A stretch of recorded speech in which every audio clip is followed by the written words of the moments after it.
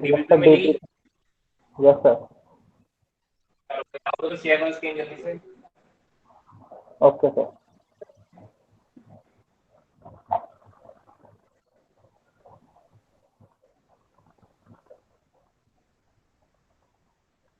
Share screen.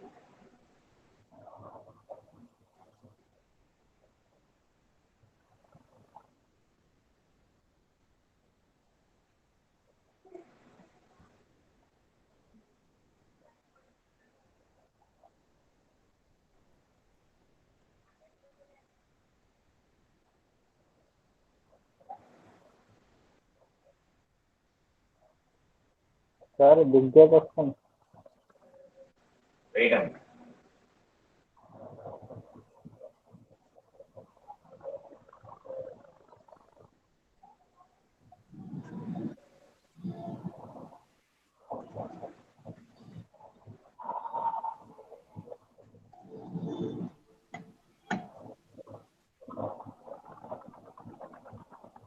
An object moving along x-axis such that the position varies with time according to the equation x equal to 50 t minus 5t square where x is time. Find the displacement distance traveled between 0 to 6 seconds. हाँ भाई साहब बताओ।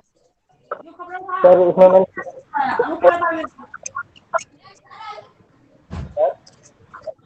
हाँ बोलिए बोलिए। Alok Kumar please mute yourself.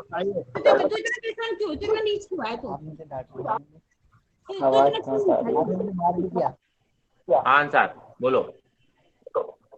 Sir मैं कह रहा हूँ इसमें मैंने ना डिस्प्लेसमेंट तो निकाल लिया, डिस्टेंस कैसे निकालेंगे? डिस्टेंस कैसे निकालेंगे? पहले ये फाइंड आउट करेंगे कि वेलोसिटी कहाँ जीरो हो रही है, ठीक है?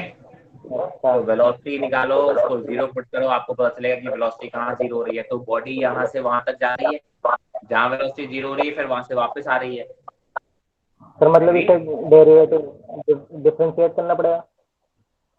बिल्कुल, वेलोसिटी निकालने के लिए और कोई तरीका है तुम्हारे पास? नहीं सर, हाँ वही करेंगे तो डिफरेंशिएट। तो वेलोसिटी निकाल के t velocity equal to zero करोगे तो क्या आएगा? टी आएगा।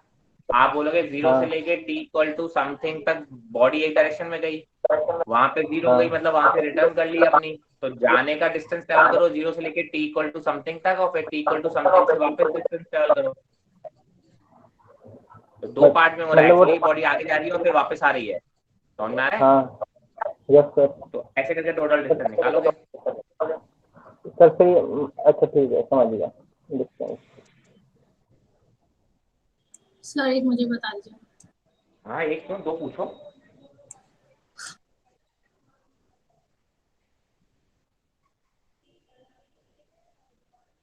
बोलिए।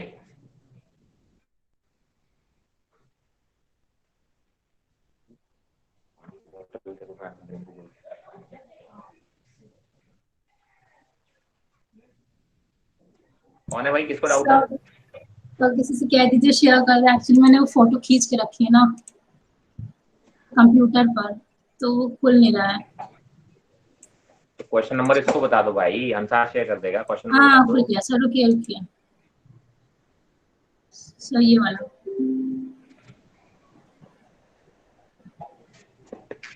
सर दिख रहा है?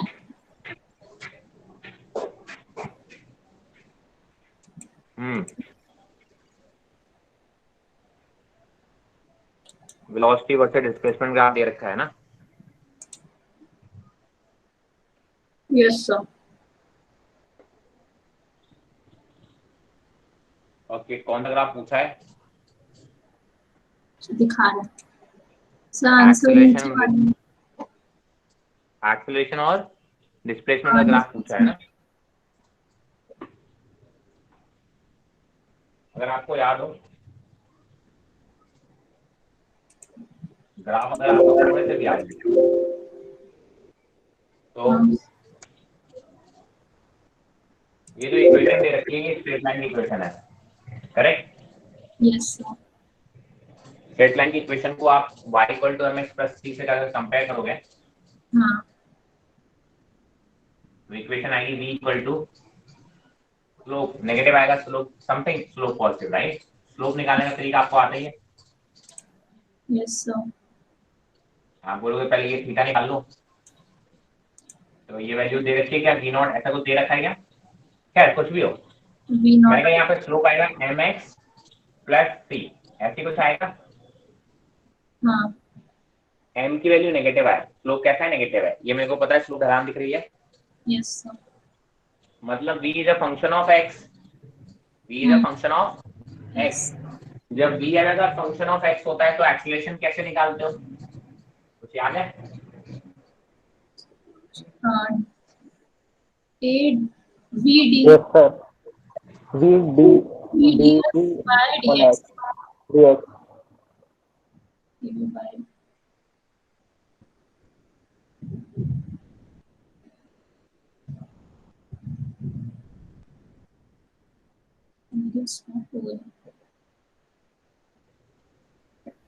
x प्लस सी, और डी बाई डी एक्स का मतलब इसका डिफरेंशिएशन, मतलब m। Yes sir. कोई दिक्कत? No sir. तो बेसिकली क्या हो गया, that is m square x plus m into c, ये आ गया एक्सेलरेशन। अब जरा देखो, एक्सेलरेशन और डिस्प्लेसमेंट में भी पोजीशन में ही ग्राफ स्ट्रेट लाइन ही आ रहा है क्या, हाँ नहीं, आ रहा है कि नहीं आ रहा है? हाँ आ रहा है। स्ट्रेट हाँ लाइन तो yes, आ रहा है बेटा, एक्सेशन की पावर 1 है और x की वो पावर भी 1 ही है। मैंने एक्स देख लिया था सर। हाँ आ रहा नहीं है। नहीं, तो ये भी एक स्ट्रेट लाइन ग्राफ होगा, यस सर। ये भी एक स्ट्रेट लाइन ग्राफ होगा। अच्छा, ये m की वैल्यू नेगेटिव थी और हाँ ये भी m नेगेटिव है, तो नेगेटिव नेगेटिव ये पॉजिटिव हो गया होगा m स्क्वायर, यस सर। मतलब स्लोप कैसा होगा, पॉजिटिव होगा जिसका।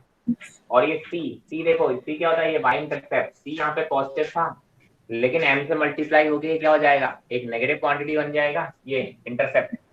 Yes sir. तो आपने बोला ऐसा ग्राफ जिसका एक तो स्ट्रेट लाइन ग्राफ आएगा, और दूसरा स्लोप कैसा आएगा, पॉजिटिव आएगा, और तीसरा जो इसका इंटरसेप्ट आएगा वो नेगेटिव आएगा। चार ऑप्शन में देखो कौन से मैच कर रहा है।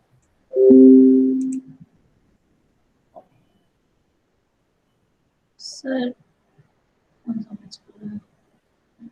सर नीचे होगा फर्स्ट वाला ना। फर्स्ट वन ही मैच कर रहा है, हाँ इसमें करेक्ट नीचे वाला दे रखा है क्या? हाँ यस सर अभी।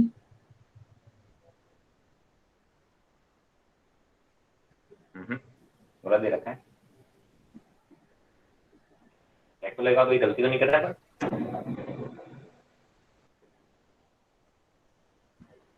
देखो क्रॉस चेक कर लेना, वैसे मेरे हिसाब से तो फर्स्ट ऑप्शन होना चाहिए इसके हिसाब से, तो मेरे अगर और सॉरी कुछ चीज अपन फर्स्ट ही आया था।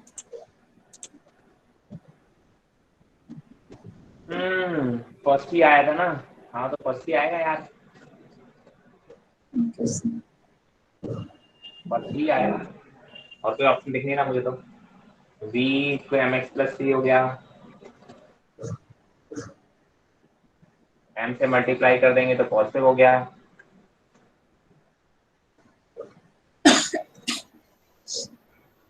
पॉजिटिव आना चाहिए यार, सेकंड ऑप्शन ही होना चाहिए फिर तो, हाँ, sorry first option, sorry first option. अच्छा तो सर उसी को रखो, इसको रिपोर्ट कर दो रॉन्ग आंसर और मुझे स्क्रीनशॉट भेजना। रिपोर्ट करने का ऑप्शन आता है ना, आपको दिखता है, ऐसे कहाँ एक पे? ऑप्शन आता है रिपोर्ट करने का ऑप्शन, उसको रिपोर्ट कर दो कि रॉन्ग आंसर। मुझे नहीं पता कैसे कहाँ दिखता है रिपोर्ट ऑप्शन। रिपोर्ट कर देना, उसमें लिख देना wrong answer,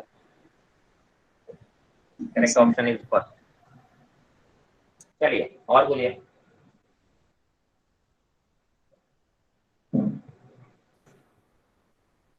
any other question? Yes sir एक और सेकंड।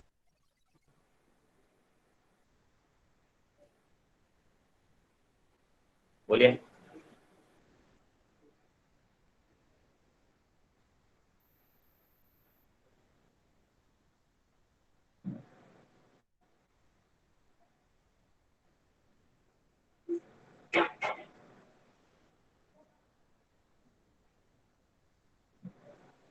जल्दी करिए जल्दी, हाँ।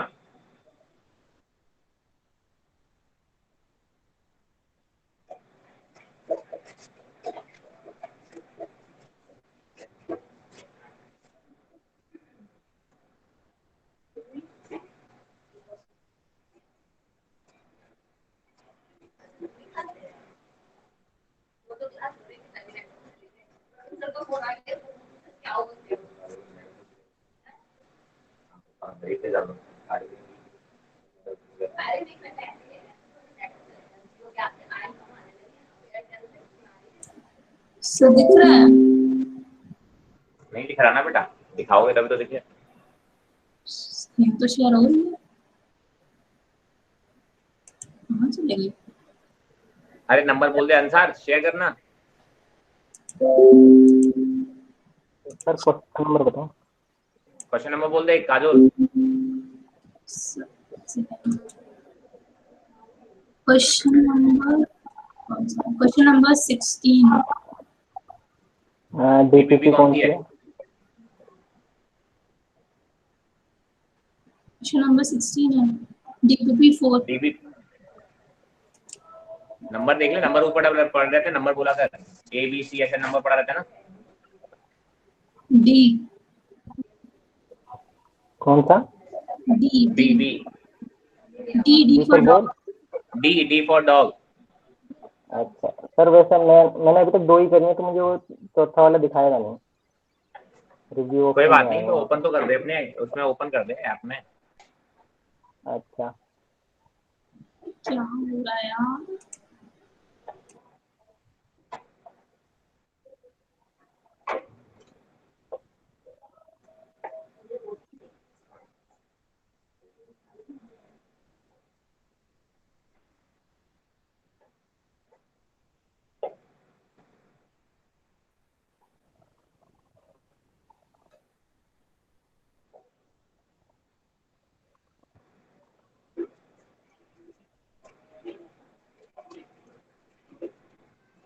कौन सा क्वेश्चन नंबर है?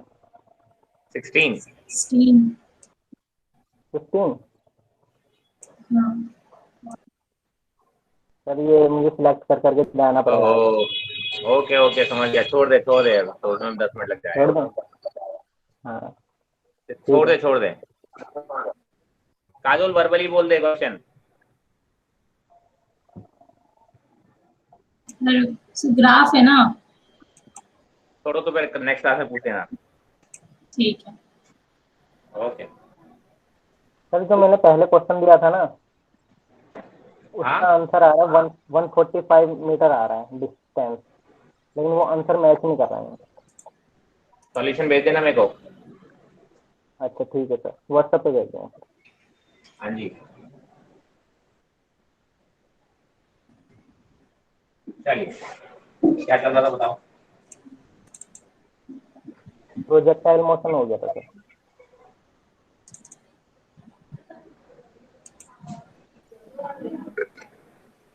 लेक्चर क्वेश्चन में क्या क्या हो गया था? फॉर्मूले लिखवा दिए थे आपने।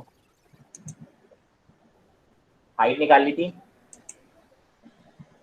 टाइम पीरियड निकाल लिया था, मतलब टाइम ऑफ फ्लाइट।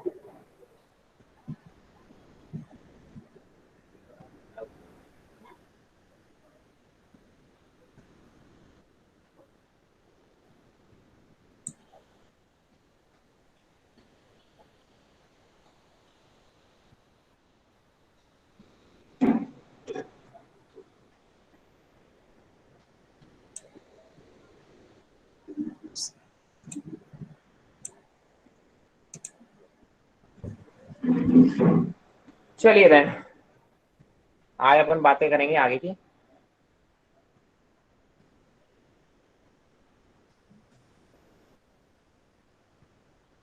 आज छुट्टी मनाने चले गए काफी लोग। चलो, तो मैंने कहा फिर से लेक्चर तो बना ही लेते हैं।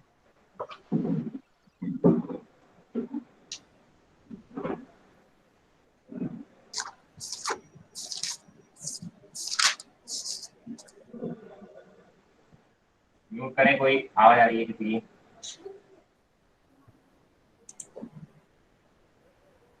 ये देखिए, हमने मैक्सिमम हाइट निकाली थी, टाइम ऑफ फ्लाइट निकाल लिया था। आज हम बात करेंगे रेंज की, हॉरिजॉन्टल रेंज की। हॉरिजॉन्टल रेंज का मतलब क्या हो गया कि सर ये बॉडी जब यहाँ से स्टार्ट होती है, उसके बाद जब ये दोबारा ग्राउंड को टच करेगी तो हॉरिजॉन्टल डायरेक्शन में ये कितना डिस्टेंस ट्रेवल कर लेगी। मैंने कहा सर हॉरिजॉन्टल डायरेक्शन का डिस्प्लेसमेंट मुझे फाइंड आउट करना है। अगर वैसे नॉर्मली देखें तो भाई साहब हॉरिजॉन्टल डिस्प्लेसमेंट करना बहुत इजी है, बिकॉज क्या हो गया, हॉरिजॉन्टल डायरेक्शन की जो स्पीड है वो कांस्टेंट है। हॉरिजॉन्टल डायरेक्शन की स्पीड कैसी है? कांस्टेंट है। तो जितने टाइम तक बॉडी हवा में थी उतने टाइम तक ये हॉरिजॉन्टल पर्टिकुलर स्पीड से चलती रही तो कितना डिस्टेंस ट्रेवल करेगी। तो हॉरिजॉन्टल डिस्टेंस निकालना तो बहुत ही आसान है। आप बोलोगे horizontal speed into time of flight, क्योंकि एक्सेलरेशन तो है नहीं डायरेक्शन में, तो सिंपल मैं स्पीड इनटू टाइम कर सकता हूँ, है ना। और हॉरिजॉन्टल स्पीड, अच्छा टाइम का फॉर्मूला अगर आपको याद हो तो हम ऑलरेडी देख चुके हैं, दैट इज 2u/d, ऐसे ही था।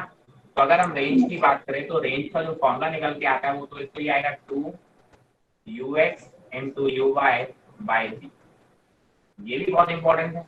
इस फॉर्मेट में भी अगर हमें याद आ जाए तो कोई बहुत बड़ी बात नहीं। देखो ये चीज समझ में आ गई तो फिर कोई रटने वाली जरूरत है ही नहीं। आप कभी भी तुरंत के तुरंत फॉर्मूला आप लिख सकते हो अगर भूल भी गए तो। क्लियर। मैंने कहा सर इसमें वैल्यू रख दो जरा। ux की वैल्यू आपको पता है कितनी होती है, u cos थीटा, और uy कितना होता है, u sin theta by theta. ठीक है, u cos थीटा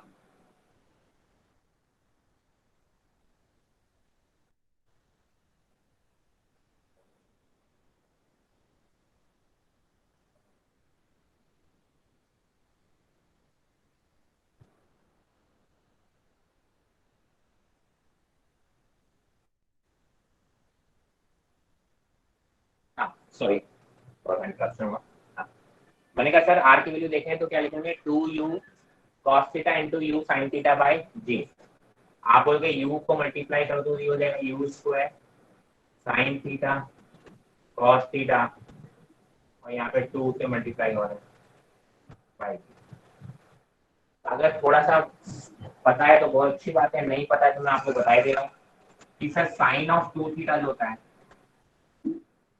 वो होता है 2 sine theta, cos theta sine of 2 theta is 2 sine theta cos theta. तो ये वैल्यू देखिए, एक और फॉर्मूला बन जाता है, that is you square sine of 2 theta by theta. ये आपका फॉर्मूला बन गया रेंज का। क्लियर है। देखिए भाई साहब, मैं फिर से बोलूंगा, रटने की जरूरत नहीं होती। थोड़ा सा आपको याद रह जाए बहुत अच्छी बात है, नहीं भी याद रह जाए तो थोड़ा सा अगर ये फॉर्मूला कैसे आया अगर आपको कंसेप्ट पता हो तो आप तुरंत निकाल भी सकते हैं, इनकेस अगर भूल जाए। पहली चीज, क्वेश्चन आजकल क्या आने लगे, कंसेप्चुअल आते हैं। हो सकता है इस क्वेश्चन पे डायरेक्ट बेस्ड क्वेश्चन नहीं पूछे, वो थोड़ा सा घुमा दे, इसलिए कंसेप्ट बहुत ज्यादा इंपॉर्टेंट है। अगर कंसेप्ट आएगा तो ही आप बता पाओगे, अदरवाइज आप उसको नहीं बता पाएंगे। आई hope this is very clear. ठीक है, तो भाई साहब रेंज के फॉर्मूले हो गए, हाइट के फॉर्मूले हो गए, टाइम ऑफ फ्लाइट के फॉर्मूले हो गए। ठीक है, तो आप क्या बोलोगे सर, ये सारे फॉर्मूले हमारे लिए काफी इंपॉर्टेंट हैं। चलिए अब अपन बेसिकली कहेंगे कि सर इस पे जो न्यूमेरिकल होते हैं, जो स्टैंडर्ड न्यूमेरिकल होते हैं, जिनको अपन शॉर्टकट या डायरेक्ट फॉर्मूला के फॉर्म में अपन कन्वर्ट कर लेते हैं। ठीक है, वो बेसिकली है कुछ भी नहीं, आप कह सकते हैं इनके भी न्यूमेरिकल्स होते हैं जो कई बार पूछे जाते हैं, स्टैंडर्ड हैं, तो उनको अपन ने क्या कर रखा है, उनकी वैल्यूज वगैरह या उनको सॉल्व करने के तरीके को अपन हमेशा सीख लेते हैं। ठीक है, मैं फॉर एग्जांपल आप बोलोगे पहला, रेंज मैक्सिमम कब होगी। आपने बोला कि सर अगर मैं हूं, मैं कितनी स्पीड से फेंक सकता हूँ, ये मेरी लिमिटेशन होगी, राइट। मैं एक बॉडी को यू स्पीड से ही फेंक सकता हूँ, चाहे किसी डायरेक्शन में फेंकूं, मेरी फेंकने की जो स्पीड है वो अगर यू है, तो अगर मैं अलग अलग एंगल पर फेंकूंगा तो बॉडी अलग अलग डिस्टेंस ट्रेवल करेगी हॉरिजॉन्टली। मैं चाहता हूं कि मैं मैक्सिमम हॉरिजॉन्टल डिस्टेंस ट्रेवल करूं, तो किस एंगल पर फेंकूं, इस एंगल पर फेंकूं कि सर मेरी जो हॉरिजॉन्टल रेंज आए वो मैक्सिमम आए। ठीक है, तो बहुत ही सिंपल है, देखो जरा रेंज का फॉर्मूला देखिए। यू तो मेरी एक मैक्सिमम कांस्टेंट स्पीड से मैं बॉडी को थ्रो कर सकता हूँ। ठीक है, तो यू तो फिक्स हो गई, और जी एक्सेलरेशन ड्यू टू ग्रेविटी है। अगर आपको रेंज को मैक्सिमम कराना है तो आप बोलते हो सर इस क्वांटिटी को अगर मैं मैक्सिमम करा लूँ तो आप बोलोगे रेंज मैक्सिमम हो जाएगी। और साइन थीटा की वैल्यू मैक्सिमम कितनी होती है, 1। साइन थीटा की मैक्सिमम वैल्यू कितनी होती है, 1। तो साइन थीटा की वैल्यू अगर मैक्सिमम हो जाए तो आप बोलोगे रेंज मैक्सिमम हो जाए। और साइन थीटा मैक्सिमम कब होता है, जब थीटा की वैल्यू कितनी हो, 90 डिग्री हो। कितनी हो, 90 डिग्री है। तो यहाँ पे आप बोलोगे ये 2 थीटा की वैल्यू अगर 90 डिग्री हो जाए तो रेंज मैक्सिमम हो जाएगी। अगर 2 थीटा 90 डिग्री हो जाए तो थीटा कितना हो जाएगा 45 डिग्री, या फिर इसको हम बोलते हैं π/4 रेडियन। अगर थीटा की वैल्यू 45 डिग्री या π/4 रेडियन हो जाए तब आप बोलोगे रेंज कैसा हो जाएगा, मैक्सिमम होगा। ठीक है, और मैक्सिमम रेंज की जो वैल्यू आएगी वो आएगी u²/g।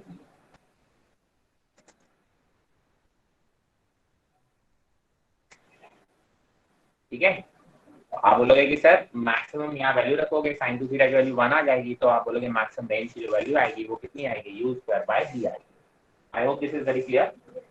ठीक है, मैंने कहा सर इसमें और क्वेश्चन पूछ दिया कि सर जब रेंज मैक्सिमम थी तो उस टाइम पे हाइट कितनी थी।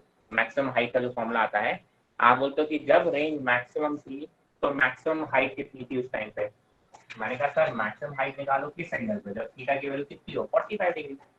तो अगर देखें मैक्सिमम हाइट का जो फॉर्मूला अगर आपको याद हो तो होता है u²y/2g, है ना। मतलब u² sin² θ/2g यही होता है ना एच मैक्स का फॉर्मूला। इसमें थीटा की वैल्यू कितनी रख दो 45 डिग्री रख दो। अगर थीटा 45 डिग्री रखते हैं तो साइन थीटा होता है 1/√2।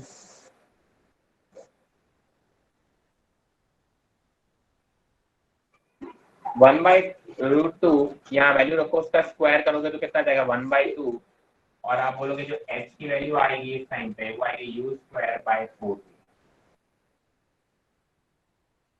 इस इंस्टेंट पे जब r की वैल्यू मैक्सिमम हो जाए उस इंस्टेंट पे h जो आ रहा है वो आ रहा है u²/4g।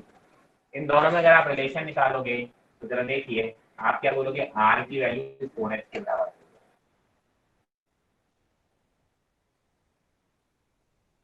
है ना। r अगर इसमें r में 4 से डिवाइड कर दो तो h आ गया ना, या h में 4 से मल्टीप्लाई कर दो तो r आ गया।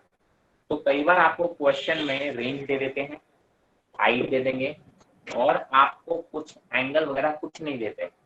उस टाइम पे आपको दिमाग लगाओगे तो आपको पता चलेगा कि सर ये रिलेशन आ रहा होगा हाइट और रेंज।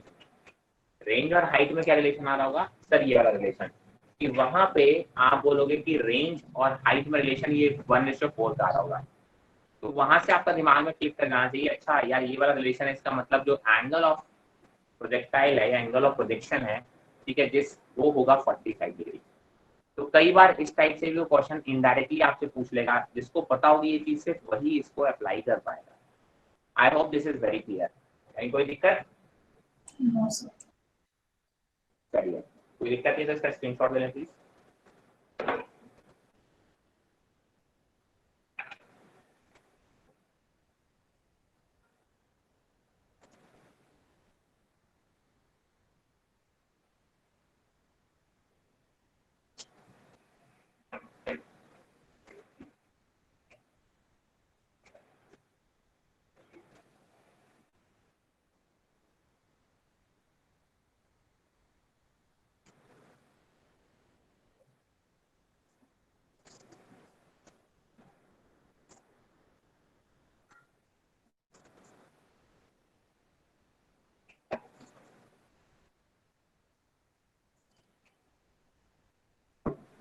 चलिए फिर आगे बढ़ते हैं। ठीक है, और कुछ प्रॉब्लम देखेंगे, स्टैंडर्ड प्रॉब्लम जो है। ठीक है,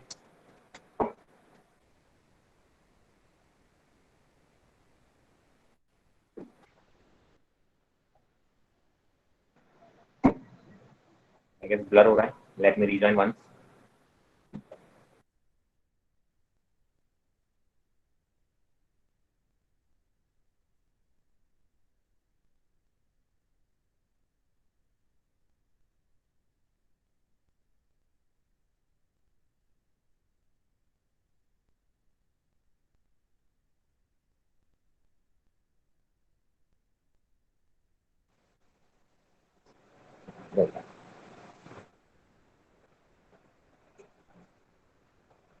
आई think it should be clear now.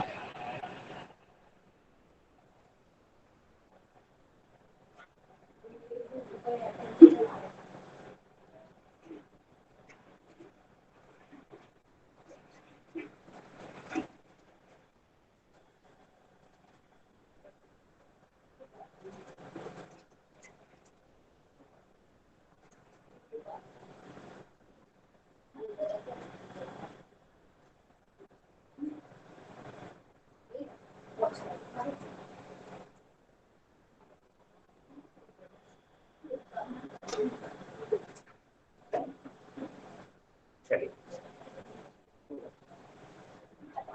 ठीक है, आगे बात करें अपन। चलिए आप देखोगे कि सर एक दूसरे एग्जाम्पल या केस की तरह ही आप उसको याद रखेंगे, ज्यादा बेटर रहेगा। ठीक है, अगर मैं थीटा की वैल्यू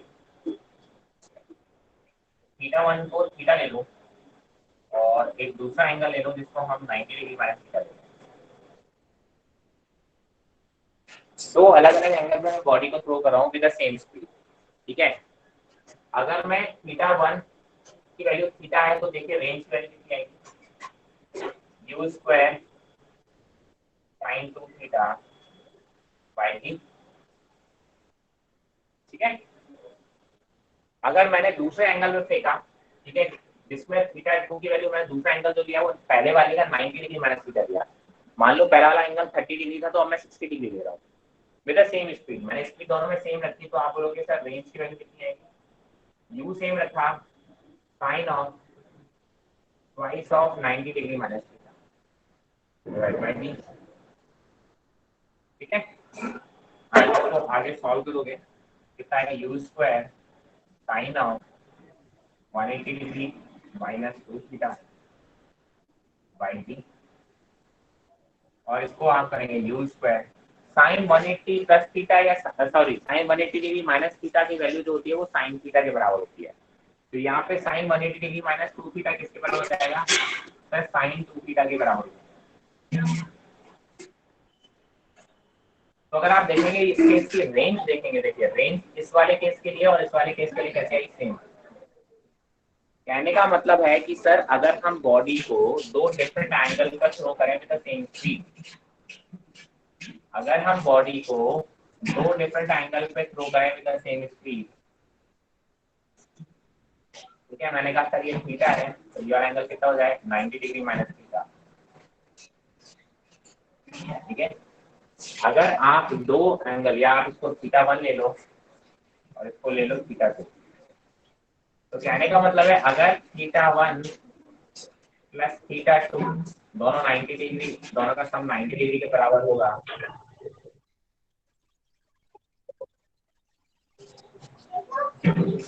तो आप बोलोगे रेंज कैसी होगी, सेम होगी। ठीक है, आप क्या बोलते हो सर, दो अलग अलग एंगल पे अगर मैं सेम स्पीड से बॉडी को थ्रो करूं, दो अलग अलग एंगल पे अगर मैं सेम स्पीड से बॉडी को थ्रो करूं, बट वो एंगल्स ऐसे हैं कि सर दोनों एंगल का अगर मैं सम करूं तो 90 डिग्री के बराबर है। मतलब अगर एक थीटा है तो दूसरा कैसा है 90 डिग्री माइनस थीटा है, तो आप क्या बोलोगे कि sir in that case both the cases में रेंज कैसा आएगा, सेम आएगा। तो फॉर टू डिफरेंट एंगल आप सेम स्पीड से बॉडी को थ्रो करते हो तो रेंज सेम आता है, right. I hope this is very clear. अब मैंने कहा पहले केस के लिए हम h निकालें, पहले केस के लिए जब थीटा 1 के लिए अगर हम h निकालेंगे तो h1 आएगा और h1 की वैल्यू आएगी you square sine square theta by 2। पहले केस के लिए अगर मैं हाइट निकालूंगा तो कितना आएगा, h1 is equal to u square sine square theta by 2g। मैंने कहा इसके लिए अगर मैं h2 निकालूंगा तो देखिए क्या आएगा, u square sine square 90 degree minus theta by 2g। But sine 90 degree minus theta क्या होता है, cos square theta, cos theta होता है। Sine 90 degree minus theta is cos theta. तो आप बोलोगे sir sine 90 degree minus theta अगर cos theta होता है तो ये कितना हो जाएगा, u square cos square theta हो जाएगा। तो h1 की वैल्यू अगर हम पहले एंगल के लिए लिखें तो कितनी आ रही है, u square sine square theta by D या 2g आ रहा है। तो h2 आ रहा है, दूसरे केस के लिए अगर हाइट निकालेंगे तो कितना आ रहा है, u square cos square theta by 2g आ रहा है। सिमिलरली पहले केस के लिए अगर मैं साइन निकालूं t1 होता है 2u sin theta by D, अगर मैं t2 निकालूं वो आएगा 2u sin 90 degree minus theta by 2 by D. पहले केस के लिए जो टाइम आ रहा है वो आता है 2u sin theta by d, और दूसरे केस के लिए अगर टाइम निकालूंगा तो कितना आएगा, 2u sin 90 degree minus theta by D, है ना। sin 90 डिग्री माइनस थीटा क्या होता है, cos थीटा, तो ये आ गया 2u cos थीटा बाई। ठीक है, चलिए मैंने कहा जरा देखो, अगर मैं H1 और H2 को दोनों को मल्टीप्लाई कर दूं, ठीक है, क्या कर दूं, अगर मैं H1 और H2 को दोनों को मल्टीप्लाई कर दूं, जरा करके देखो, H1 इंटू H2 दोनों को मल्टीप्लाई करूंगा तो देखो क्या आ जाएगा, u square sign theta cos theta by D का होल स्क्वायर, ऐसे आ जाएगा।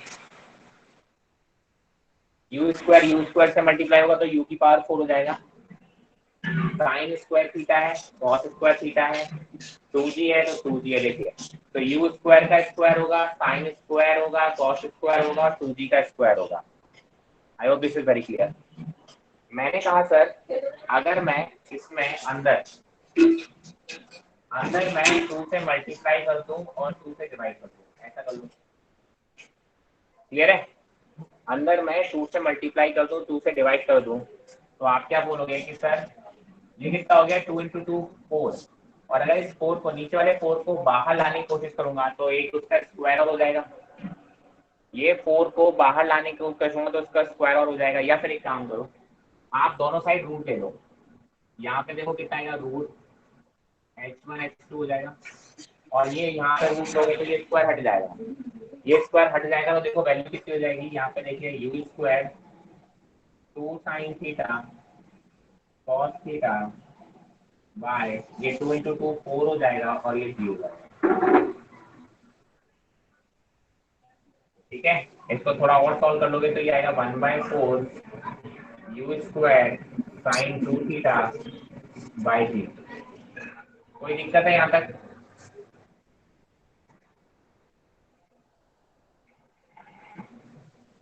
आई hope this is very clear. अच्छा, u square sine 2 theta by 3 देखो क्या है, ये रेंज है, क्या ये रेंज के बराबर है, तो बेसिकली आप क्या बोलोगे, यहाँ पे देखोगे ये 4 यहाँ से मल्टीप्लाई कर दो तो रेंज इज इक्वल टू आ गया 4 रूट H1 H2।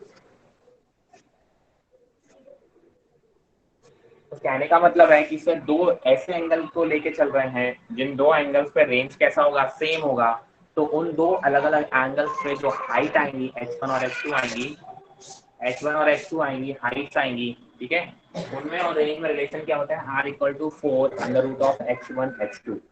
याद नहीं रखना ये रिलेशन में सिर्फ आपको सॉल्व करना सिखा रहा हूँ कि आपके पास अगर आ गए तो आप कैसे सॉल्व करेंगे, स्टैंडर्ड क्वेश्चन है ये आ ही जाते हैं। दूसरा, आप इतने बार इन क्वेश्चन को कर चुके होते हैं कि कभी कभी रिलेशन आपके सामने 4 ऑप्शन देखोगे तो शायद आपको याद आता है कि हाँ एग्जैक्टली आंसर होता है, तो कई बार हमको सॉल्व भी नहीं करना पड़ता, ठीक है, कई बार हमको सॉल्व भी नहीं करना पड़ता, हमें डायरेक्टली रिलेशन पता होता है। सिमिलरली अगर मैं क्या करूं, T1 और T2 का प्रोडक्ट करूं, क्या करूं, T1 और T2 का प्रोडक्ट करूं, तो इसको और इसको प्रोडक्ट करोगे, ठीक है, तो क्या लेके आओगे, T1 और T2 को अगर मैं प्रोडक्ट करूंगा T1 into T2, U into you हो जाएगा u square sine theta into cos theta,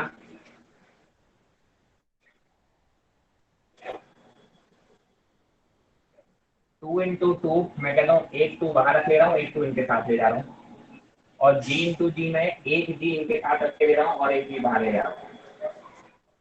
मैं ऐसा क्यों कर रहा हूँ, देखिए अभी आपको याद है ये वाली जो वैल्यू आई थी रेंज के बराबर आई थी, ये किसके बराबर आई थी, रेंज के बराबर आई थी, एग्जैक्टली यही है, u square 2 sine theta cos theta by b, ये रेंज के बराबर है, तो आप बोलोगे T1 T2 और रेंज में रिलेशन जो आ गया वो आया 2R/2। सर ये नीचे दिख नहीं रहा, क्या होगा बेटा, सर दिख नहीं रहा है नीचे।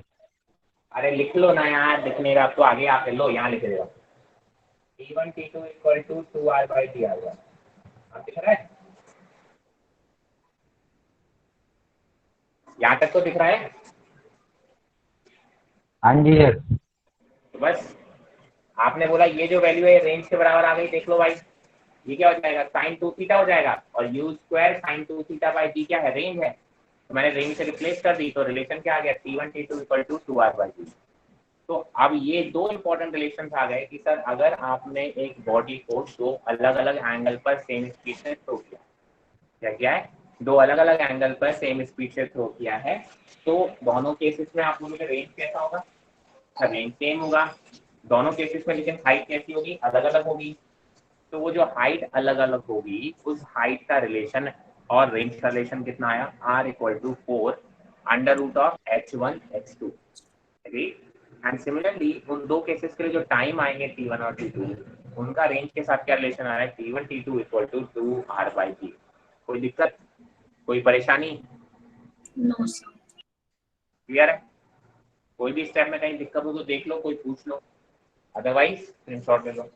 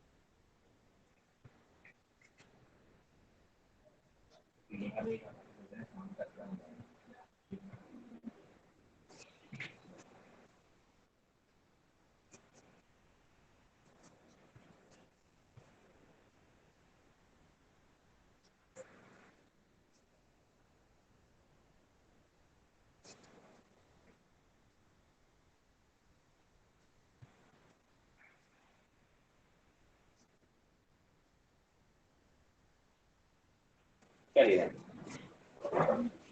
तो ये कुछ केसेस थे प्रोजेक्टाइल के, है ना।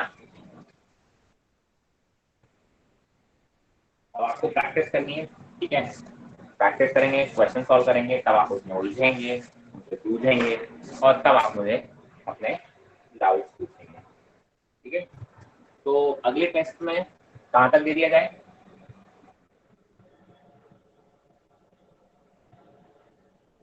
हाँ भाई, मोशन का दोनों चैप्टर। क्या मोशन? मोशन का दोनों चैप्टर कीजिए। दोनों दे दूं, एक ही दूं? सबसे पहले का भी तो देंगे, वेक्टर्स और वो सब भी। चलो, अभी लास्ट क्लास में, लास्ट टेस्ट में आई गेस मैथमेटिकल टूल्स और वेक्टर्स आ गए थे। हाँ।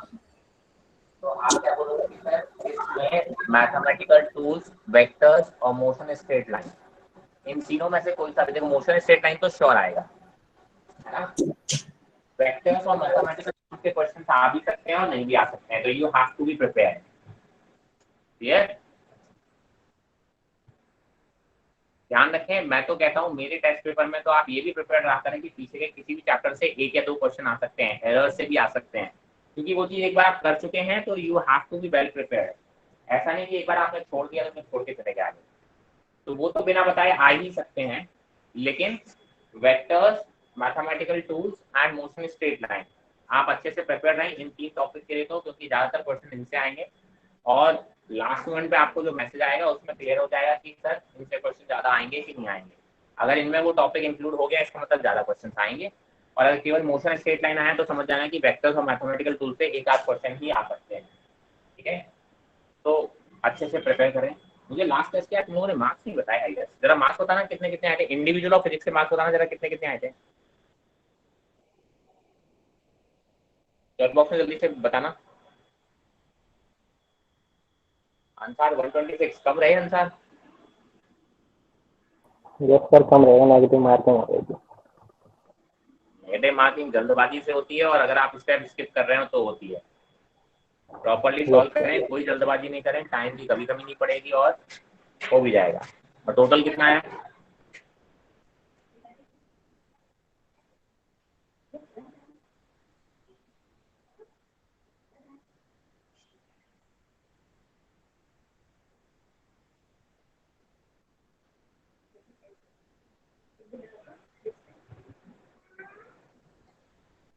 फोर 86। ओवरऑल भी थोड़े कम है, ओवरऑल भी देखिए किस सब्जेक्ट में और कम हो रहे हैं। एक आज तो भी 580 के मिनिमम एवरी टेस्ट। भाई बाकी लोगों के मार्क्स नहीं आए क्या? बाकी लोगों ने किसी ने नहीं बताया? बताओ बताओ, अच्छे ज्यादा अच्छे हैं तो भी बताओ।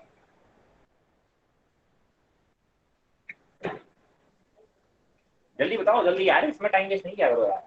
छोटी छोटी बातों में टाइम वेस्ट करते हो। Mukul Kumar 512 total, good. मुकुल थोड़े से और कहीं पे आप मार्क्स थोड़ा देखिए कहाँ बढ़ सकते हैं, किस सब्जेक्ट में कम आ रहे हैं। फिजिक्स में कितने आ रहे हैं मुकुल?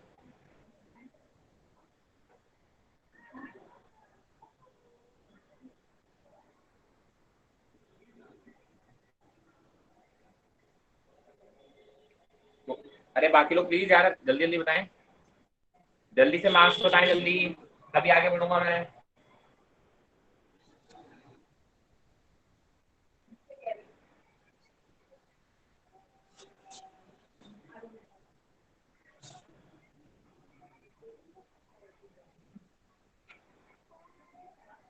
कोई बात नहीं, बाकी लोग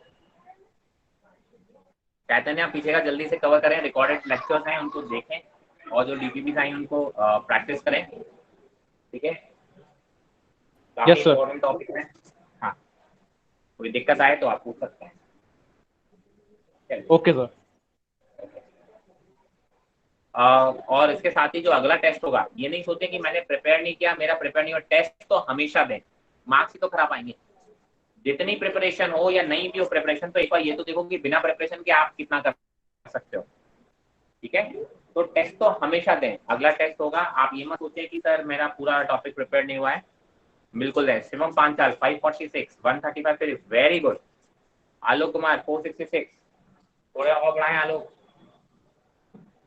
शिवम 135 फिजिक्स, ठीक है, थोड़ा बहुत और बढ़ सकता है, पेपर थोड़ा इजी आ सकता था। I think screen is blur, let me reconnect once. No, अभी सही चलता है। चलो जब ब्लर हो तब बताएं, ठीक है? चलिए सिर्फ 3-4 बच्चों ने मुझे मार्क्स बताएं, बाकी लोगों को या तो अपने मार्क्स पसंद नहीं आए या फिर हजम नहीं हो रहे हैं, इसलिए मार्क्स बताए नहीं है। मुकुल 103, फिजिक्स बहुत कम है मुकुल, फिजिक्स में कहीं ना कहीं आपने गलतियां की हैं, जरा देखो कहाँ कमी रह गई अपनी, उनको बेटर कर, ठीक है? चलिए आगे बढ़ते हैं। तो ये बातें थी हमारी फलक Tripathi 141 in physics, very good. फलक टोटल कितना था?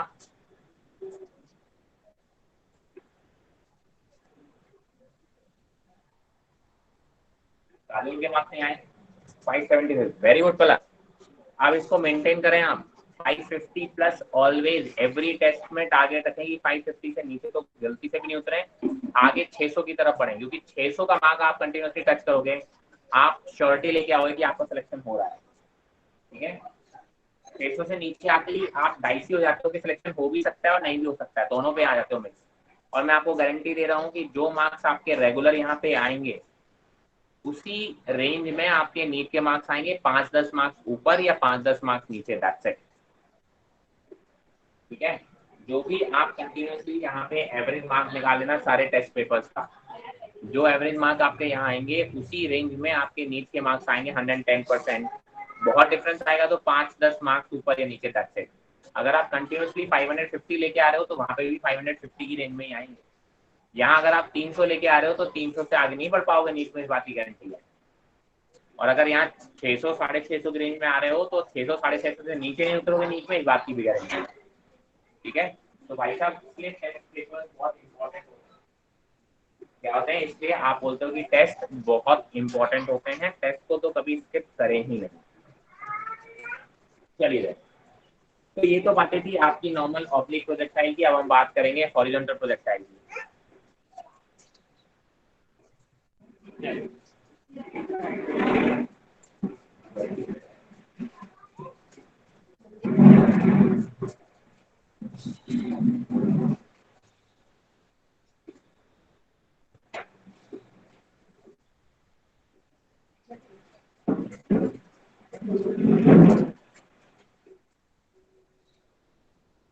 है ना?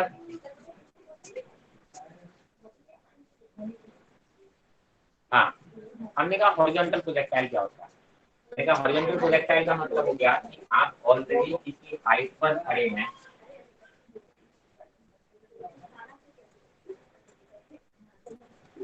किसी बिल्डिंग की हाइट पर आप खड़े हैं, ठीक है? अगर आप किसी बिल्डिंग की हाइट से जहां से बॉडी को हॉरिजॉन्टली थ्रो करें, हॉरिजॉन्टली यू स्पीड से, तो जो बॉडी है वो कैसी जाएगी, ये वाला पाथ फॉलो करेगी। अच्छा पिछले एक छोटी सी चीज मिस्टेक हो गई, तो पहले उसको कर लेते हैं। इक्वेशन ऑफ ट्रेजेक्टरी,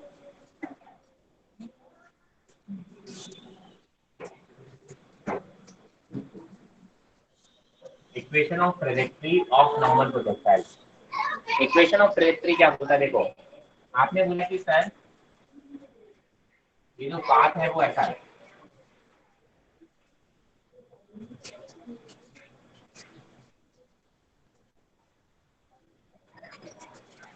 अगर इस बात को हम एक ग्राफ की तरह ट्रीट करें, मान लो ये वाई एक्सिस और एक्स एक्सिस में आपने एक ग्राफ बनाया है, तो ये कर्व है ना, क्या ये एक कर्व है, तो इस कर्व की इक्वेशन लिख सकते हो ना। वैसे तो ये पाथ है, ये कर्व नहीं है, ध्यान रखना, बट हमने कहा अगर मैं इसको एक कर्व की तरह ट्रीट करूं, इसका शेप एक कर्व की तरह ट्रीट करूं, वाई और एक्स की मैं बना हुआ, तो इसकी इक्वेशन क्या होगी, हर ग्राफ की इक्वेशन होती है, हर कर्व की इक्वेशन होती है, जो कि वाई और एक्स में एक रिलेशन होता है, ठीक है। तो उस रिलेशन की इक्वेशन क्या होगी, that is called equation of trajectory. मैंने कहा देखिए फाइंड आउट करने का तरीका बहुत सिंपल है। आपने बोला देखो ये यू स्पीड से किसी एंगल फ्रॉम दी हॉरिजॉन्टल आपने बॉडी को थ्रो किया, क्या किया, यू स्पीड से आपने किसी angle theta from the horizontal आपने किसी बॉडी को थ्रो किया, अभी आप बोलते हैं हाँ सर। तो आप बताइए किसी भी इंस्टेंट पर ये बॉडी यहाँ पहुंच गई, टी टाइम में ये बॉडी यहाँ पहुंच गई, तो आप बोलोगे यहाँ पे इस केस में इसमें एक्स डायरेक्शन में कितना डिस्प्लेसमेंट ट्रैवल किया, मान लिया उसको एक्स, और वाई डायरेक्शन में उसने कितना डिस्प्लेसमेंट ट्रैवल किया किसी लिए, ये हो गया y component of the displacement, ये वाई है तो ये भी वाई होगा, तो इसके कोऑर्डिनेट कितना हो जाएंगे एक्स कॉमा वाई। तो देखिए एक्स की वैल्यू अगर मैं निकालूंगा तो सिंपल है, क्योंकि सर टी टाइम तक ये horizontal wave speed you x है ना, यू यू एक्स स्पीड से हॉरिजॉन्टल डायरेक्शन में ये कांस्टेंट स्पीड से चला जा रहा है, कोई डायरेक्शन में वो स्पीड में तो कोई चेंज हो नहीं रहा है, because acceleration in the horizontal direction is zero. तो आप बोलोगे sir displacement in the horizontal direction x कितना आ जाएगा, यू एक्स इनटू टी आ जाएगा, ठीक है। तो आप बोलोगे एक्स की जो वैल्यू आएगी वो कितनी आ जाएगी, you cos theta into T. ये हो गया इक्वेशन नंबर 1, ओके। आप बोलते हो कि सिमिलरली वाई डायरेक्शन की बात करें, तो वाई डायरेक्शन के लिए आप क्या बोलोगे, वाई डायरेक्शन के जब आप सॉल्व करोगे तो आप बोलोगे सर कौन सा फॉर्मूला लगा दोगे, x equal to u t plus half a t square, क्या लगा दोगे, x equal to u t plus half a t square, आया ना, ठीक है। x मतलब क्या हो गया, y डायरेक्शन में डिस्प्लेसमेंट, इसको xy बोल दो, uy और ky, तो s y डायरेक्शन में मतलब डिस्प्लेसमेंट y की वैल्यू बात हो रही है, uy आपको पता है कितना था, u sin थीटा था, और t की वैल्यू t है, प्लस हाफ एक्सेलरेशन की वैल्यू माइनस जी टी और टी स्क्वायर, कोई दिक्कत यहाँ तक, ठीक है। Acceleration the y direction was minus g, acceleration in the y direction was minus g. मैंने कहा सही काम करो, ये जो t है इस t को रिप्लेस मार दो, यहाँ से t की वैल्यू निकालो और इसमें पुट कर दो, ये t की वैल्यू है आप इसमें पुट कर दो, t की वैल्यू जो भी आ रही है आप इसमें पुट कर दो। मैंने कहा पुट करके देखो, तो y की वैल्यू जो आएगी y is equal to u sin theta, देखिए t की वैल्यू क्या हो जाएगी, x by u cos theta, क्या हो जाएगा, t की वैल्यू हो जाएगी x by u cos theta, तो आप बोलोगे t की वैल्यू रखोगे x by u cos theta, ठीक है। मैंने कहा सर यहाँ पे देखिए minus half g t square, तो आप लोग माइनस हाफ जी और टी की वैल्यू फिर से यहाँ रखोगे x by u cos theta का होल स्क्वायर, मतलब x square by u square cos square,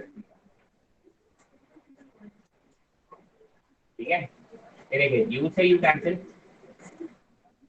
sign theta by cos theta होता है tan थीटा, तो y का जो रिलेशन आया वो आया देखिए x into tan theta minus half g x square by u square cos square theta, और इसी को आप बोलते हो सर इक्वेशन ऑफ ट्रेजेक्टरी। किसी भी इंस्टेंट पर अगर आपको x कंपोनेंट पता हो, किसी भी इंस्टेंट पर आपको अगर x कंपोनेंट पता हो तो x की वैल्यू रख दो, तो y पोजीशन पता चल जाएगी। अगर हाइट पता हो किसी इंस्टेंट पे बॉडी किस हाइट पर है तो वो हाइट आप इस फॉर्मूले में रख दोगे तो आपको हॉरिजॉन्टल डिस्टेंस पता चल जाएगी। हॉरिजॉन्टल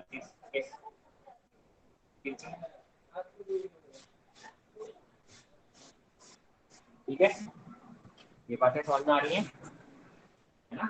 तो इस तरीके से आप बातें कर सकते हैं। तो ये question of physics is very important. आप जरा देखिए, यहाँ पे y की पावर 1 है और यहाँ पे x की हाईएस्ट पावर कितनी है 2 है। x की हाईएस्ट पावर कितनी है 2 है, मतलब y proportional to x square वाला ग्राफ बनेगा। y proportional to x square का ग्राफ का शेप कैसा होता है, कोई बता पाएगा? पैराबोला। पैराबोला। तो आप बोलते हो सर ये जो पाथ होता है ये पैराबोलिक पाथ होता है, यही बात करते हैं अपन। प्रोजेक्टाइल का जो पाथ होता है वो कैसा होता है, पैराबोलिक पाथ होता है। पहली चीज, एक्स स्क्वायर का कोएफिशिएंट पॉजिटिव है या नेगेटिव है? नेगेटिव है। अगर एक्स स्क्वायर का कोएफिशिएंट पॉजिटिव होता है ये ऊपर की तरफ पैराबोला होता, क्योंकि एक्स स्क्वायर का कोएफिशिएंट नेगेटिव है तो ये इन्वर्टेड पैराबोला है, नीचे की तरफ ऊपर है ना। तो दिख भी रहा है हमें ग्राफ से भी हम देख पा रहे हैं कि हमारी जो इक्वेशन आ रही है वो एक्चुअली जो सीन आपको दिख रहा है वो उसको क्या कर रही है, कॉम्प्लीमेंट कर रही है। आप बोलो कि हाँ सर ये बातें हमको इस तरह से भी समझ में आ रही हैं। कोई दिक्कत? क्लियर है? किसी भी स्टेप में कोई डाउट हो तो पूछ लो, एक बार देख लो आराम से 2 मिनट। किसी भी क्वेश्चन स्टेप में अगर कोई डाउट है तो आप पूछ लीजिए please.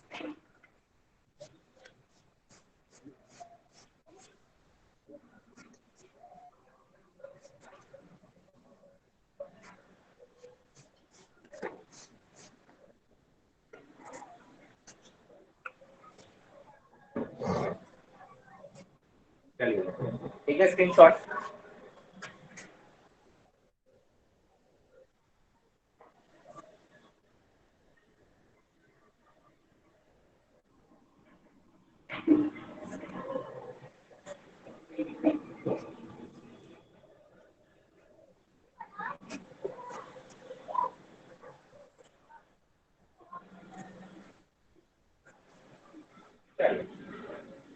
Well, let's come back to our horizontal projectile। हम horizontal projectile की बात कर रहे हैं, ठीक है। horizontal projectile का मतलब क्या हुआ कि सर आप किसी बॉडी को एक सर्टेन हाइट से horizontal डायरेक्शन में थ्रो कर दो तो वो इस टाइप का पाथ एक फॉलो करेगा। तो इसलिए इस प्रोजेक्टाइल को हम क्या बोलते हैं, हॉरिजॉन्टल प्रोजेक्टाइल बोलते हैं, ठीक है। चलिए इसमें भी अपन क्या करेंगे, वही करेंगे कि सर इसको एक्स डायरेक्शन में अलग से पढ़ लेंगे, वाई डायरेक्शन में अलग से पढ़ लेंगे। अब पहले अपन एक्स डायरेक्शन की मोशन की बात कर लेते हैं। बताइए एक्स डायरेक्शन में इसकी हॉरिजॉन्टल स्पीड कितनी है? Initial horizontal speed. X direction में इनिशियल वेलोसिटी कितनी है? एनीवन? You cos theta. बताएगा क्या? एक्स डायरेक्शन में इसकी इनिशियल वेलोसिटी या स्पीड कितनी है? You cos theta. You cos theta कहाँ है? थीटा की वैल्यू कितनी है? यू है। You, very good. आप बोलते हो जो भी वेलोसिटी है इसकी हॉरिजॉन्टली तो है, जिस स्पीड से आपने थ्रो किया उसको हॉरिजॉन्टली तो किया है। तो अगर आपने यू स्पीड से थ्रो किया इसका मतलब यू स्पीड भी इसकी हॉरिजॉन्टल स्पीड है, इनिशियल वेलोसिटी, राइट। तो आप बोलते हो कि सर एक्स की बात करें तो यू एक्स की वैल्यू कितनी है? यू है। कॉस थीटा साइन थीटा तब होगा जब हम किसी एंगल पे थ्रो करेंगे, ठीक है। वैसे भी अगर आप चाहो तो अगर पहले क्वेश्चन से कंपेयर करो तो आपने हॉरिजॉन्टली थ्रो किया है, मतलब आपकी जो इनिशियल वेलोसिटी है उसकी हॉरिजॉन्टल डायरेक्शन से एंगल कितना है? 0, ठीक है। तो u cos 0 is u, cos 0 is 1, ठीक है। आप ऐसे ही बोल सकते हो, अदरवाइज आप देखो जो भी आपने इनिशियल वेलोसिटी दी है वो हॉरिजॉन्टली तो है, जो भी वेलोसिटी आपने दी है वो हॉरिजॉन्टली तो है, ठीक है। एक सेकेंड,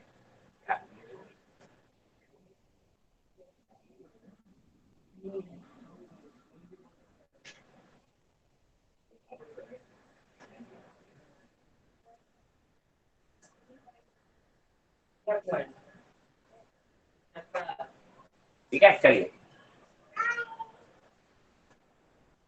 आप क्या बोलोगे कि सर चलिए हॉरिजॉन्टल डायरेक्शन में जरा एक्सप्रेशन बता दो कितना होगा यहाँ पे?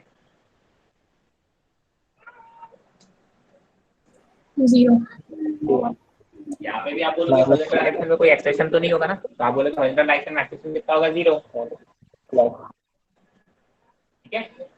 तो आप बोलते हो कि मान लो किसी टी टाइम पे बॉडी यहाँ पहुंची, किसी टी टाइम पे, तो आप बोलोगे इसकी वेलोसिटी क्या होगी इस टाइम पे, ये टेंजेंशियल टू दी पाथ है ना। किसी भी इंस्टेंट पर जब टी टाइम पे बॉडी यहाँ पहुंचेगी तब ये वेलोसिटी इसके अलॉन्ग होगी। इसके दो कंपोनेंट होंगे, एक होगा vx और एक होगा vy। ठीक है, वेलोसिटी के दो कंपोनेंट होंगे, एक हॉरिजॉन्टल डायरेक्शन में और एक वर्टिकल डायरेक्शन में। ठीक है, आपने बोला मान लो इस टाइम पे हॉरिजॉन्टल से एंगल कितना बना रहा है, थीटा। तो आप बोलोगे सर vx कंपोनेंट कितना होगा, सर vx कंपोनेंट तो सिंपली कितना हो जाएगा, u इंटू टी है, टी टाइम पे अगर ये बॉडी यहाँ पहुंच रही है, क्योंकि हॉरिजॉन्टल तो है ही नहीं, सॉरी एक्सेलरेशन तो है ही नहीं हॉरिजॉन्टल डायरेक्शन में, तो स्पीड में तो कोई चेंज आना ही नहीं है। तो आप बोलोगे सर एक सेकंड मैंने गलती कर दी, हाँ टाइम नहीं u, vx इक्वल टू क्या रहेगा, सेम रहेगा, एक्सेलरेशन तो है नहीं तो वेलोसिटी चेंज होने का चांस है ही नहीं हॉरिजॉन्टल डायरेक्शन में। तो आप बोलोगे vx की वैल्यू किसके बराबर आएगी, u के बराबर ही रहेगी। क्लियर है ये बात। मैंने कहा बात कर लेते हैं वाई डायरेक्शन की। हाँ भाई साहब, यू वाई कितना है, -g यू वाई बेटा, माइनस जी तो एक्सेलरेशन हुआ, u y is the initial velocity in the y direction.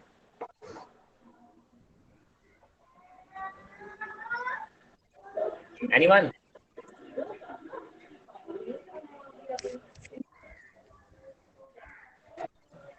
अरे भाई बोलेगा कोई? मैंने कहा जो कुछ भी वेलोसिटी है वो किस डायरेक्शन में, आप बोलोगे सर वो है हॉरिजॉन्टल डायरेक्शन में। वर्टिकल डायरेक्शन में तो इनिशियल कोई वेलोसिटी है ही नहीं ना, कोई दिख रहा है? या फिर आप पहले वाले से देखोगे क्या होता था, यू साइन थीटा, जब हॉरिजॉन्टल डायरेक्शन से एंगल थीटा होता था तब वर्टिकल कंपोनेंट होता है यू साइन थीटा। इसके बाद एंगल जो है हॉरिजॉन्टल से वो कितना है, 0, तो यू साइन 0 कितना होता है, 0। तो वर्टिकल डायरेक्शन में जो इनिशियल वेलोसिटी का कंपोनेंट है वो कितना है, 0 है भाई साहब।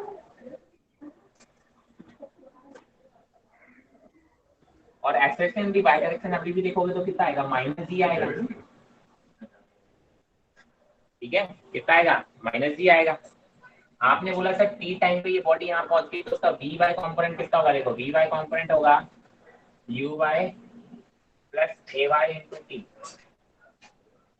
है ना। और यू वाई कितना है, 0 है, यू वाई कितना है, 0 है। तो बेसिकली वी वाई कितना हो जाएगा सर, वी वाई हो जाएगा minus g T. T time बाद जो वर्टिकल डायरेक्शन का कॉम्पोनेंट हो जाएगा वो कितना हो जाएगा, माइनस जी टी। अरे सर नेगेटिव आ रहा है, हाँ सर नेगेटिव आ रहा है, देखो जरा यहाँ से भी देखो तो वर्टिकल ये देखिए नीचे की तरफ ही आ रहा है ना, वाई कॉम्पोनेंट की तरफ आ रहा है, नीचे की तरफ ही आ रहा है, तो नेगेटिव आना भी चाहिए और आ भी रहा है। मैंने कहा इस टाइम पे अगर कोई मुझसे नेट वेलोसिटी पूछ ले तो नेट वेलोसिटी क्या हो जाएगा, v x velocity v x का और वी वाई एक्स, तो लिखोगे x component of the velocity plus y component of velocity का वेक्टर सम। ठीक है, तो बेसिकली आप ऐसे लिखोगे वी एक्स की वैल्यू कितनी आई थी यू, तो आप ऐसे लिख सकते हो u i cap plus v y की वैल्यू कितनी आई माइनस जी टी, तो आप बोल सकते हो minus g t j cap. ये आगे आपको v at any instant t, t की अलग अलग वैल्यू रखते जाइए, आपकी वी की वैल्यू चेंज होती जाएगी, आपको किसी भी टाइम पे वेलोसिटी मिलती जाएगी। आपने पूछा सर मुझे ये बता दो कि किसी भी इंस्टेंट पर ये हॉरिजॉन्टल से कितना एंगल बना रही होगी, तो देखिए इस राइट एंगल ट्रायंगल में आप देखोगे तो परपेंडिकुलर अपॉन बेस का हो जाएगा tan थीटा, और tan theta is equal to perpendicular मतलब v y component upon v x component का माइनस। हाँ भाई क्लियर है ना ये बात। तो किसी भी इंस्टेंट पे आप वेलोसिटी निकाल सकते हो, उसमें आपको कोई भी दिक्कत नहीं होनी चाहिए। अब मैंने कहा सर टाइम ऑफ फ्लाइट निकाल लेते हैं। टाइम ऑफ फ्लाइट कैसे निकालेंगे बताएं भाई। देखो this is same, this case is same as that of you are dropping a body from a certain height. जब आप बॉडी को ड्रॉप करते हो सर्टेन हाइट से तो इनिशियल वेलोसिटी कितनी होती है उसकी, यू, नीचे की डायरेक्शन में इनिशियल वेलोसिटी कितनी होती है, 0। यहाँ पे भी वैसे हो रहा है, बॉडी हॉरिजॉन्टल तो चली रही है क्योंकि हॉरिजॉन्टल उसको कंपोनेंट मिला हुआ है, लेकिन एक्चुअली ये बॉडी नीचे की तरफ स्टार्ट होते होते होते होते नीचे की तरफ हो रही है। इसी के साथ इसको हॉरिजॉन्टल कंपोनेंट की वजह से ये हॉरिजॉन्टल भी चली जा रही है, नीचे आती जा रही है और हॉरिजॉन्टल आगे की तरफ शिफ्ट होती जा रही है ना। तो it's a basically combination of free fall in the downward direction, ऐसे ड्रॉप कर दिया है और साथ ही साथ ये हॉरिजॉन्टल भी चली गई है।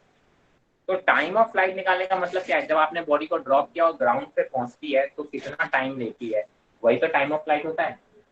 अगर आपने बोला ये किस हाइट से थ्रो किया गया है, एच हाइट से थ्रो किया, कौन सी हाइट से थ्रो किया गया, एच हाइट से, तो अगर आपको टाइम का याद हो तो जो रिलेशन आता था आपको 2h/d आता था, है ना। आप नहीं तो देखो नीचे से बॉडी को ऊपर थ्रो करोगे तो √2h/g ऊपर जाने में और उतना ही नीचे आने में, तो टोटल टाइम ऑफ फ्लाइट आता था 2 × √2h/g। लेकिन अगर आप किसी बॉडी को एच साइड से केवल ड्रॉप करोगे, केवल एक साइड ही टाइम काउंट होगा, नीचे आने वाला, और तो वैल्यू जो आती थी वो आती थी √2h/g। क्लियर है? चलिए मैंने कहा ये आगे टाइम ऑफ फ्लाइट, मैंने कहा हॉरिजॉन्टल रेंज निकाल लो। यहाँ से ये जो डिस्प्लेसमेंट है फुट ऑफ दी बिल्डिंग से जहाँ से बॉडी को थ्रो किया गया है, ये जो डायरेक्शन में ये डिस्प्लेसमेंट हुआ है, इसी को आप हॉरिजॉन्टल रेंज बोलते हो। और रेंज की वैल्यू निकालने का तरीका भी वही होगा sir, range is equal to ux/t।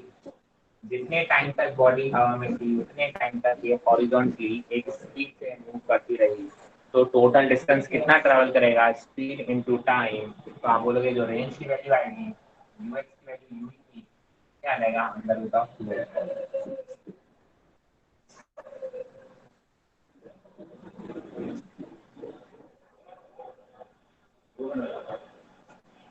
हाँ जी, कहीं कोई दिक्कत किसी को?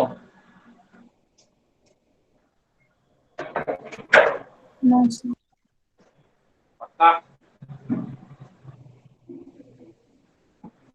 चलिए तो क्लियर है। चलिए तो देख लीजिए, कोई भी स्टेप में अगर आपको कोई दिक्कत हो तो उसको समझ लीजिए, स्क्रीनशॉट लीजिए, नहीं तो एक क्वेश्चन करते हैं।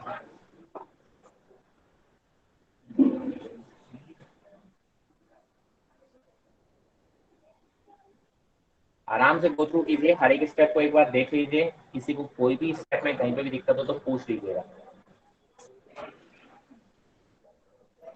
सर uy हाँ जी, 0 है ना? uy, हाँ, initial velocity in the y direction is 0 क्या? तो सर tan थीटा भी 0 रहेगा ना फिर हमेशा? क्यों भाई साहब, tan थीटा क्यों 0 लेना है? क्योंकि uy अगर 0 है तो vy भी 0 होगी। भाई साहब, tan theta is the angle made by the velocity at an instant t with the horizontal, and this is vy and vx, not uy। u के साइन और v के साइन में आपको थोड़ा डिफरेंस दिख रहा होगा, ये vx और vy है, uy नहीं है बेटा, ये vy है। ओके। थोड़ा सा अगर आपको इसमें कंफ्यूज तो कम से कम कंसेप्ट तो देखो, थीटा किसके बीच में निकाला है मैंने, किसी भी एट एनी इंस्टेंट t पर जब ये वेलोसिटी निकाली जा रही होगी किस डायरेक्शन में होगी, अब वो हॉरिजॉन्टल से कितना एंगल बना रही होगी, तो पकड़ा भी कर लो, दोनों पकड़ा भी कितने के खाना है।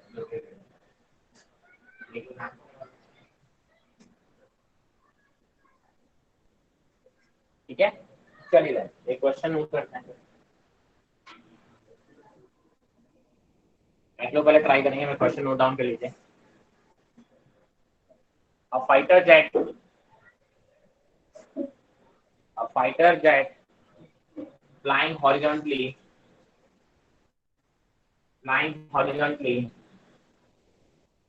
with a speed of 1000 meter per second, with a speed of 1000 meter per second। एक बार रिपीट कर दीजिए। क्या हो गया? रिपीट कर दीजिए। A fighter jet flying horizontally with a speed of 1000 meter per second at a height of 500 meter from the ground, at a height of 500 meters from the ground।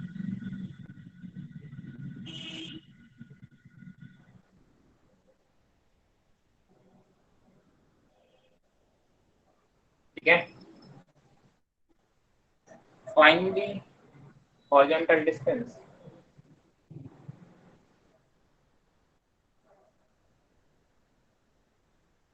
from the target, find the horizontal distance from the target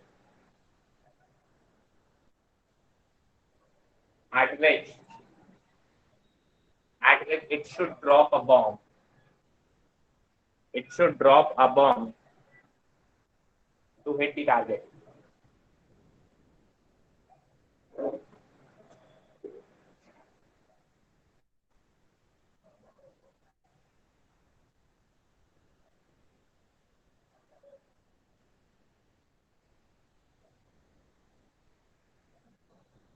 clear है? Figure बनाएं properly, question को solve करने की कोशिश करें। आराम से 2-4 minute दे रहा हूं मैं आपको, उसके बाद अपन बात करेंगे। कोशिश जरूर करें, बिना कोशिश के नहीं समझ में आएगा।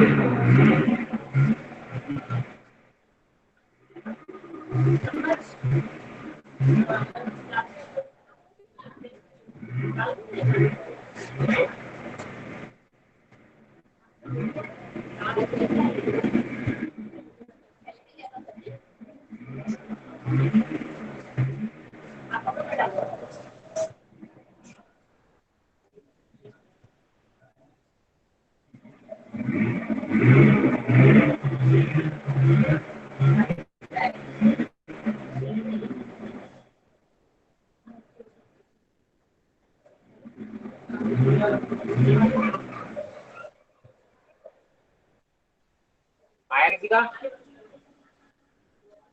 एनीवन?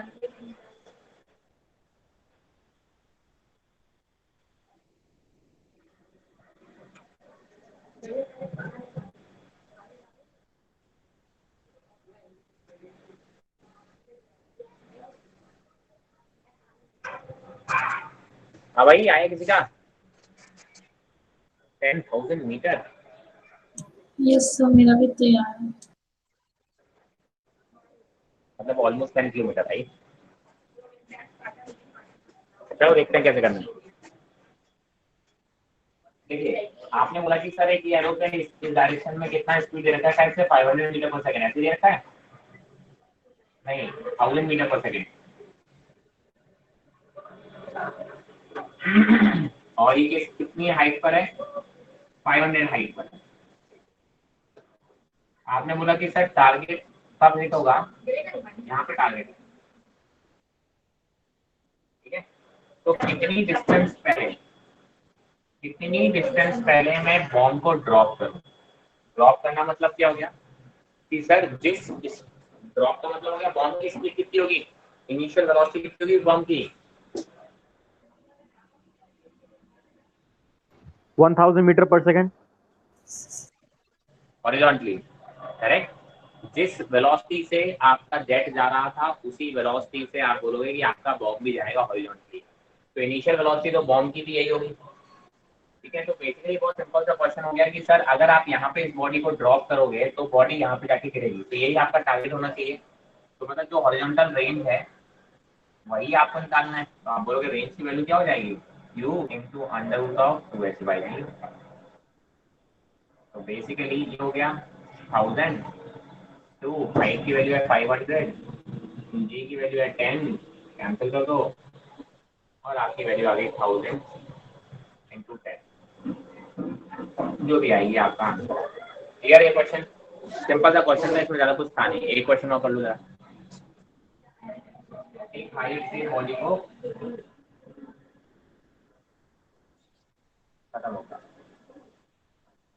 हाँ, आप बोलोगे 100 मीटर हाइट से बॉडी को इस डायरेक्शन में थ्रो किया गया, मान लो आपने बोला 10 मीटर पर सेकंड और tan angle 30 degree.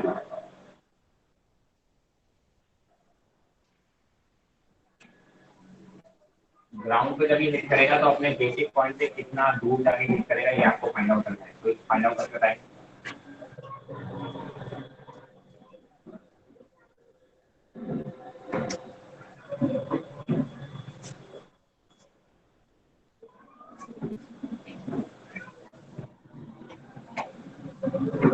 Question clear है ना? ये ऐसे जाके हिट करेगा तो बताइए अपने ये जहाँ से आपने बॉडी को थ्रो किया उससे कितनी हॉरिजॉन्टल डिस्टेंस आगे जाके हिट करेगा।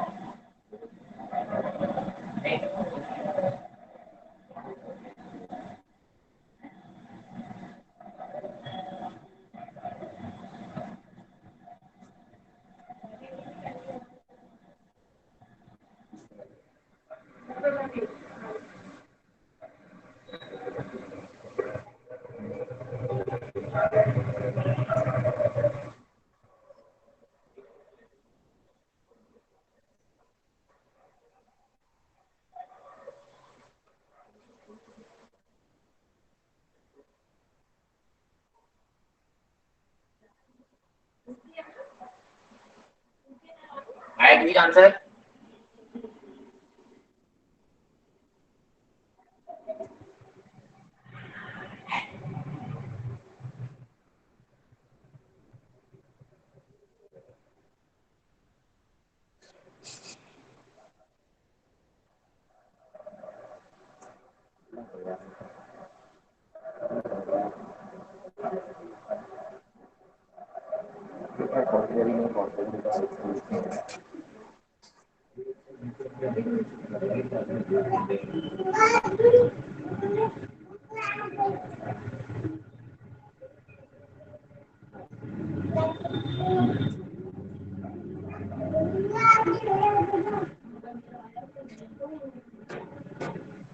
$10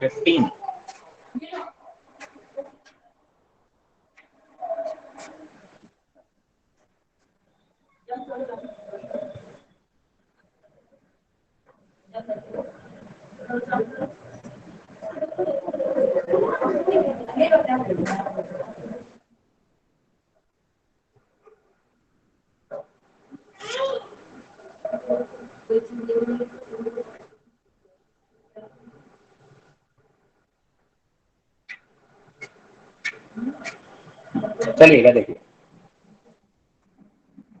5√60 5√60 10√15 ओनली।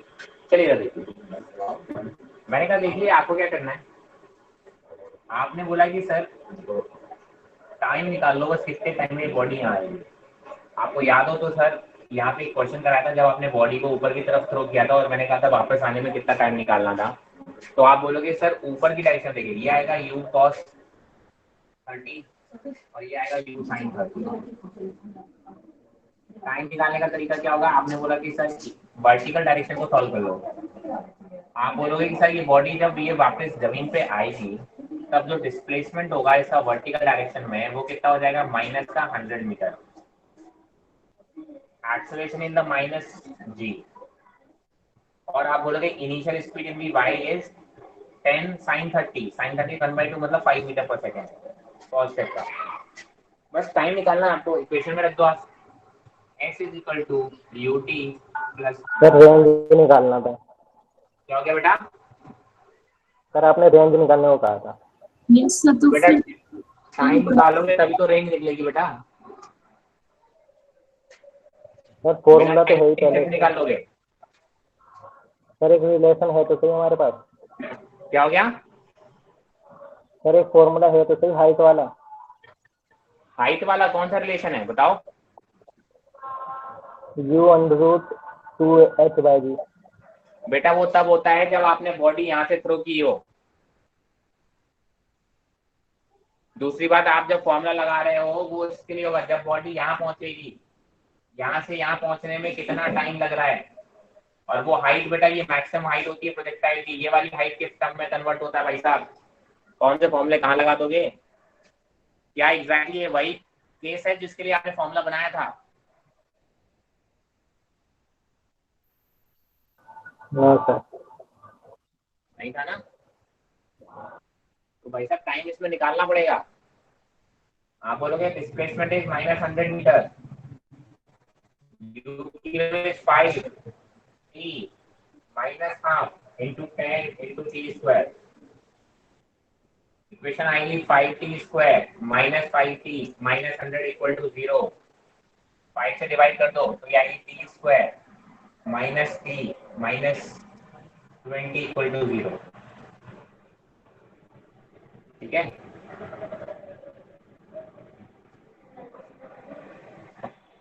आप क्या बोलोगे यहाँ पे फैक्टर ले लो, -5 + 4 ले लें तो दो फैक्टर हो जाएंगे t square -5t + 4t - 20 equal to 0। देखो दोनों का प्रोडक्ट करो, -5 × 4 इज -20 और -5 + 4 कितना हो जाएगा -1। तो यहाँ से कॉमन ले लो तो आप बोलोगे t - 5 + 4 कॉमन ले लो तो t - 5 इक्वल टू 0। तो t की दो वैल्यूज आ रही है, 5 आ रहा है और -4 आ रहा है। तो -4 से तो मुझे मतलब ही नहीं है, इक्वल टू -4 से तो मुझे मतलब ही नहीं है। तो आप क्या बोलोगे t की वैल्यू कितनी ले लो 5 सेकेंड। अब 5 सेकेंड तक आप बोलोगे कि सर ये हॉरिजॉन्टल किसी स्पीड से चलता रहा, 5 सेकंड तक आप बोलोगे रेंज निकालने का तरीका क्या होगा, 5 सेकंड तक ux इंटू टी कर दो, कितनी स्पीड से चला था, u की वैल्यू थी 10, cos 30 is √3/2 और टाइम की वैल्यू है 5, ये आ रहा है 50/5 ले लो, 25√3 इज द आंसर। कहीं नहीं डाउट हो या कोई भी डाउट हो तो पूछ लो भाई साहब। आप लोगों ने क्या लगाया था, आपको क्लियर है आपकी गलती क्या थी? अगर हम आप लोगों की बात माने तो आप लोगों ने ये वाला सॉल्व कर दिया, उसमें भी हाइट ये होती है बेटा मैक्सिमम हाइट, ये हाइट नहीं होती, कहां से थ्रो कर रहे हो, क्लियर है? तो ये दो अलग अलग क्वेश्चंस हैं। हाँ भैया, गलतियां आपकी समझ में आ गई? Yes sir. क्लियर हो? कोई भी किसी भी तरीके की शंका और दुविधा तो नहीं है दिमाग में?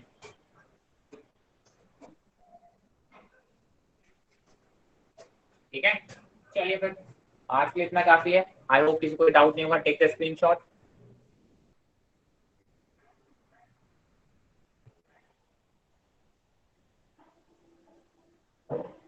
ठीक है, चलिए 3 डीपीपी मिली है, उनको आप कंप्लीट कर लो, उसके बाद आपको नई डीपीपी दिलवा दूंगा।